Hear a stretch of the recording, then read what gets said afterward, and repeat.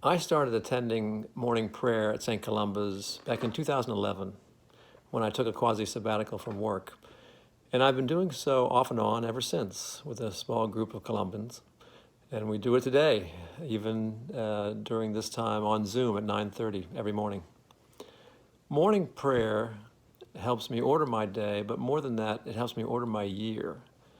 It helps remind me that I'm part of a spiritual tradition that for centuries has prayed and walked together through the seasons of the church's year, chronicling Jesus' life from Advent through to Pentecost and then back again.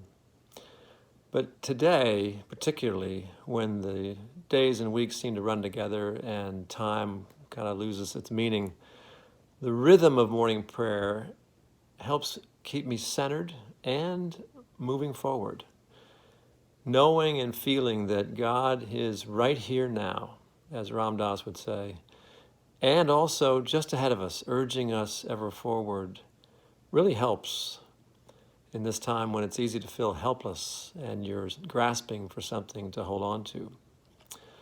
There's a part of morning prayer that has become more important to me recently. Tucked between the scripture readings and the collect and the prayer list, there's usually a commemoration of a specific person in history, a hero of the faith, so to speak. And we learn a little bit about that person and then say a special prayer asking God to help us live by her or his example. Oftentimes it's a major saint, like St. Joseph, an obvious favorite of mine on March 19th, or it's someone who I knew very little about, an early church martyr or a Christian mystic from the Middle Ages like Catherine of Siena, or it's someone more widely known like Harriet Tubman or Florence Nightingale. But these heroes lived their faith in exceedingly trying circumstances, and we can learn from them. There's a line in the post-communion prayer that we say after receiving the Eucharist in our worship service.